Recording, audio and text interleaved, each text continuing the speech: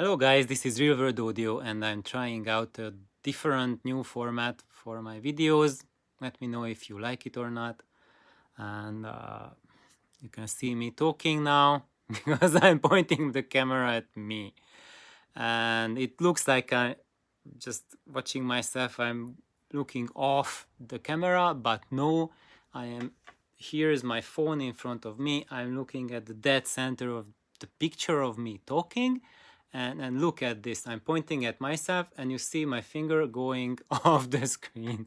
So anyway, it might seem a little bit wonky, but I'm looking directly at you guys. Uh, why I wasn't doing this format before now? So why were you just looking at my computer screen? Because if now I want to show you guys something on my computer, this is what I have to do. I have to hold it in front and figure out a way how to have the microphone in the camera reach my voice, right? It's kind of a juggler act for me, and you are going to get seasick if I'm going to show something to you.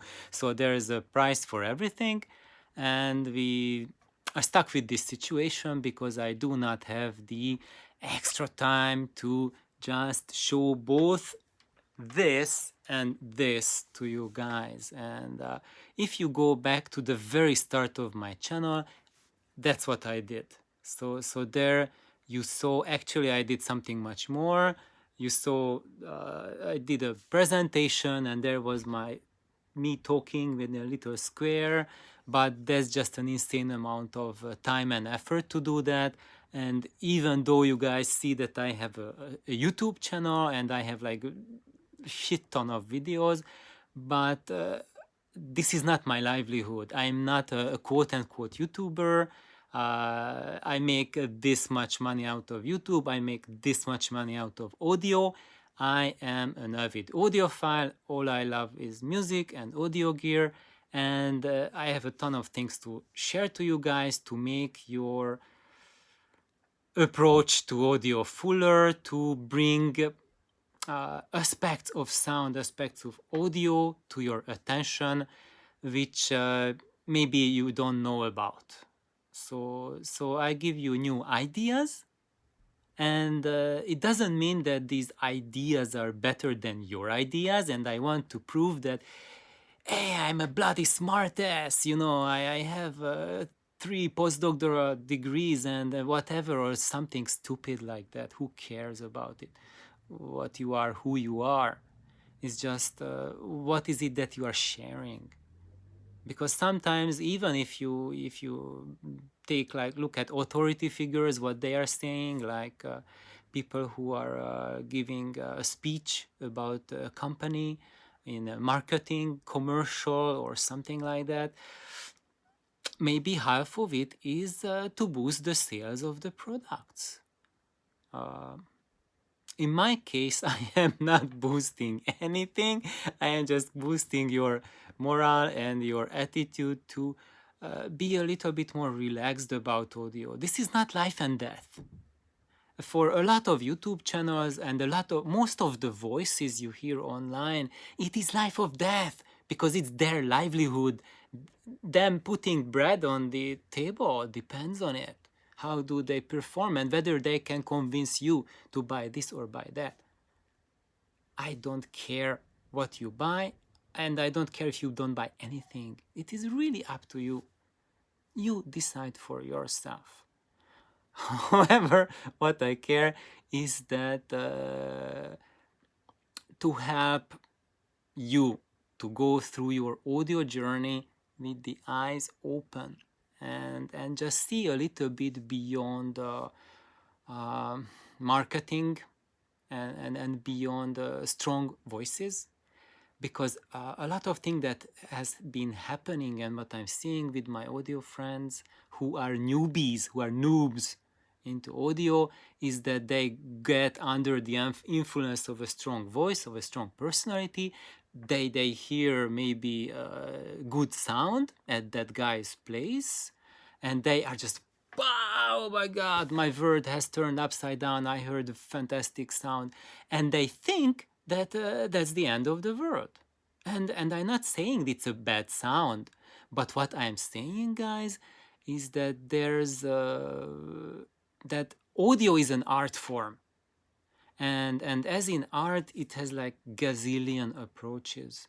And just because one approach works, it is not a proof that everything else is shit. I want to really, really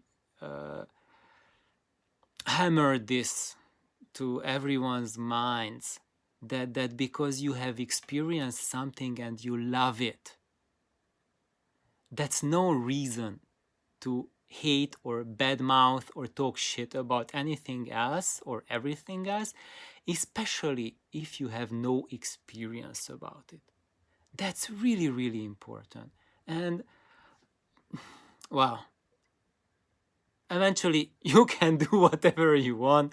I'm not policing anyone, really. Guys, do whatever you feel doing. I don't care, really, truly. It's up to you.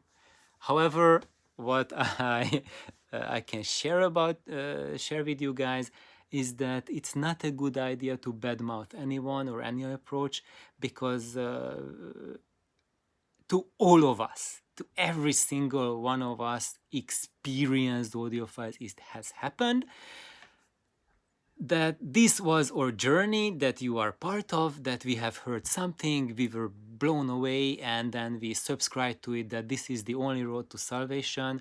And often we just crapped on everyone who believed otherwise. And then sooner or later it happens to all of us that we hear audio gear on that path that we crap upon, and we get our crap thrown back in our own faces. Because audio is not something that this is the only path, this is the only truth. There's it's art, and we are listening to art, and there's no one way, especially because recordings are done in millions of ways. If you listen to two recordings, they are recorded very differently, and they take very different kinds of approaches to get the most out of them. And what is the most that you can get out of them?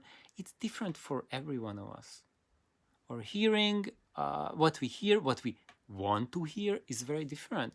And the point is not to make it sound like live music, because you have like 10 person attend a live concert, and they will have 10 drastically different opinions of the live sound, just like 10 guys listening to an audio system will also have 10 different opinions.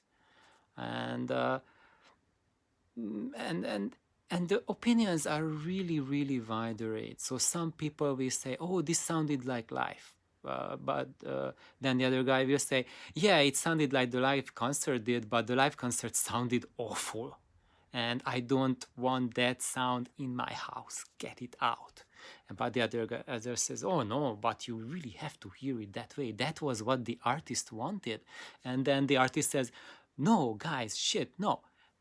We did the recording, and the guy who mastered it, he was stoned or something, and then when we got the mastered, and that was it. It was already decided, and we were pissed at him, but that's how the producer, the studio wanted, and that's how it got out. So, and there's like millions of stories, millions of ways how things are done, and there's no single way. And however, there's only one constant, that you can do any sort of approach at a primitive level, and you can do it at a more and more refined level. And as you go and as you become more experienced in your audio journey, you start to train your ears and trust yourself. That's the key. That's when it becomes a game changer. When you are at a point that you really want measurement, and was it 0.05% THD or 0.048%? The second one is just so much better. It like two tens of thousands of percent better THD.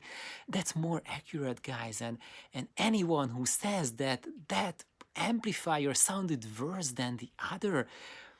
You are just deluded fools. And what I want to say to this approach is that you cannot put all your eggs in one basket.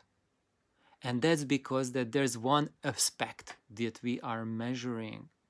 And if we get like a 2% improvement in that aspect, I can guarantee you guys that the 2% improvement went at the expense of different parameters.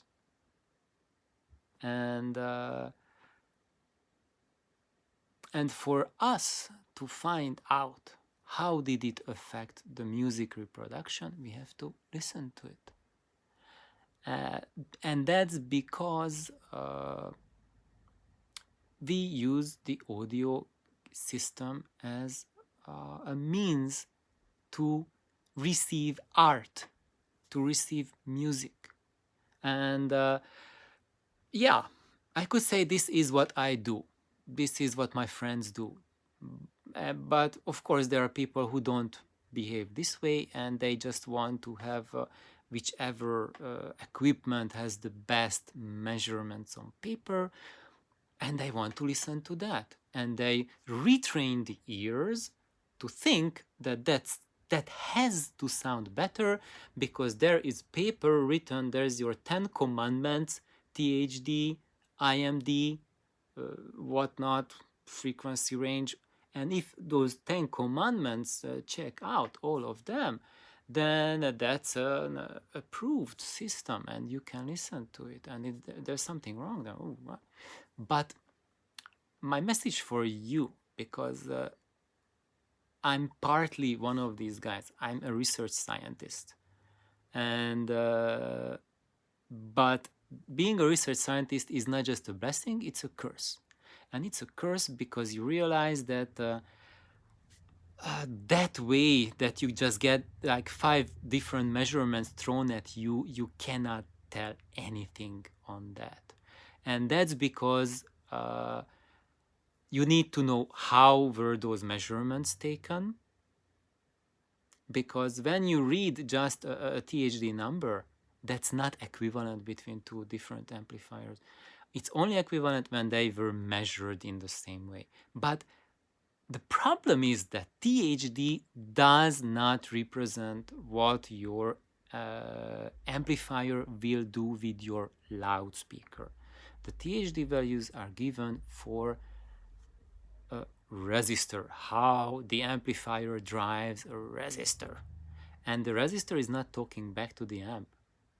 They are using a non-inductive resistor. So basically, what the published THD figures mean for amplifiers is how good of a precision heater your amplifier is, because it's going to behave very differently.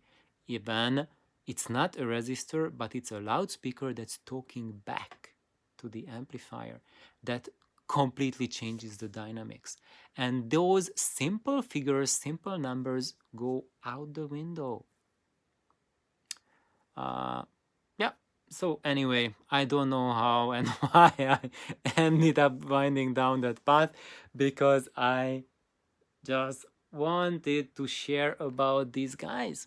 And that's because one of you shot a comment to one of my videos maybe a week ago, and about this loudspeaker, the company, it's called Stage Company. That's what they make. And the comment said that these are loudspeakers that many professional musicians love. And he was thinking that probably this would be like an ultimate choice for with a 300B amplifier. That would be the end of all approaches, and that's what I wanted to approach. Sadly, I spent the last 15 minutes before shooting this video looking for the comment, but I just get like probably maybe like 500 plus comments during the past week, and I can't find unfortunately the original comment on that. Anyway, now I took a bunch of time just talking about all kind of stuff. So maybe we could call this an almost live show, right? Kind of ended up like the shows you see on YouTube with people's faces. And yeah, next time I will talk about these guys, because these are quite intriguing loudspeakers. I didn't know about this company before, so thank you for bringing it to my attention. And they are very promising. They do not represent that kind of sound that I'm looking for, but yet I'm still going to give a recommendation on them, because I think that they do deserve, I reserve attention for them that they deserve. And a lot of you will be interested in it, because I know, and I have seen, especially on the last comments on my past videos, that a lot of you are not really interested in live loudspeaker cabinets, but you are much more interested in inert cabinets. And I think this is an example for something really exciting on the inert cabinet front. And I'm going to give you my description on them based on the data that they published about them, and also share my opinion, what I think about them. There's 2 videos with their sound on YouTube. I listened to them, and I know it's not the real thing, but still it does give us a vague idea of their tonality, of their character, and what they are capable of in real life, and also what sort of amplification do I recommend with it. So let's do it next time. Thank you guys. Please like, subscribe, and tell me what you think about this format. Do you guys want to see my face, or do you want a more stable video? So probably I will do both in the future. So have an awesome day. Bye bye.